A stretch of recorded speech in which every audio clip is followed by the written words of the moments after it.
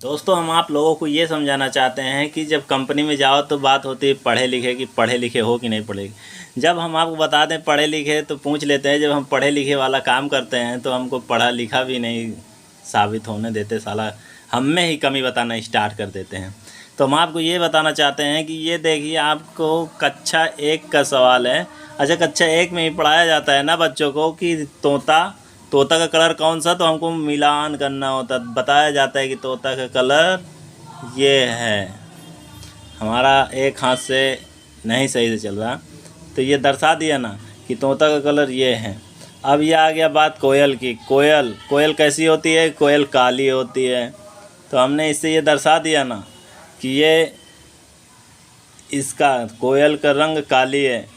तो उसी प्रकार जब अभी ये कक्षा 1 का था, अब बात आ गई है रीजनिंग। कक्षा 12 के बाद ये पढ़ाया जाता है कि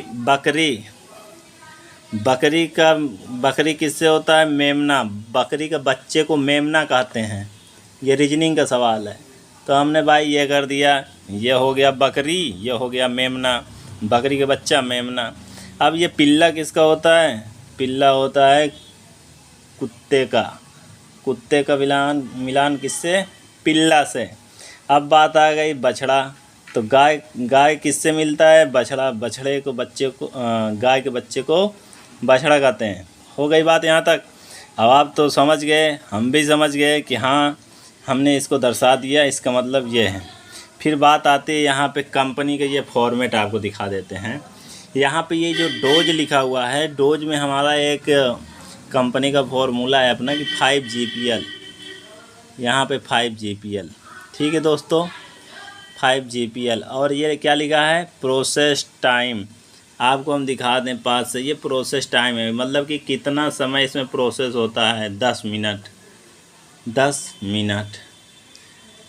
तो हम आपको ये बता दें ये सब सही हो गया।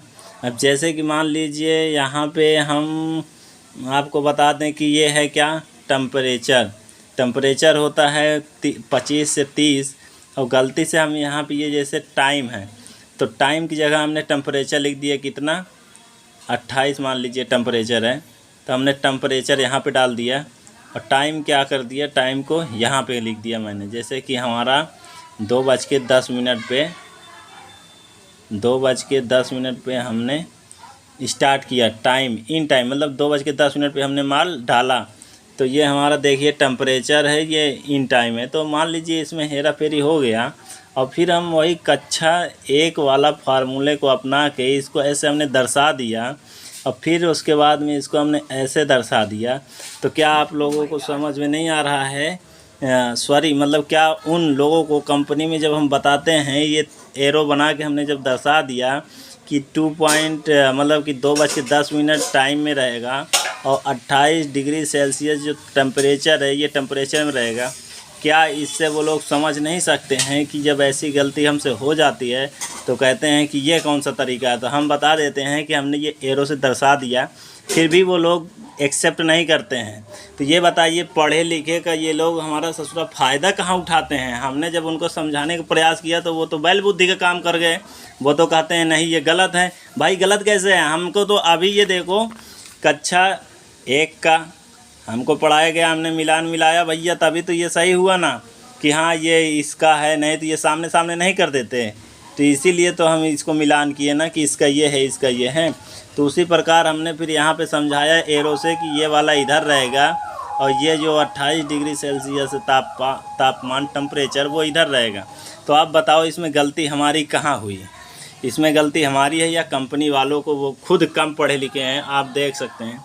हमने एरो से जब दर्शा दिया तो फिर उनको इसमें कमेंट करने की क्या ज़रूरत है? इसका मतलब कि वो पढ़े लिखे नहीं हैं, मूर्खों की भांति बहस करते रहते हैं। आप लोग कमेंट में अवश्य बताओ ये मैंने गलत कहा या सही कहा, ये गलत है या सही है, इसका निर्णय आप लोग दीजिए। मैं आप लोगों से जवाब चाहता हूँ, आप लोग कमेंट में अवश्य बताएं।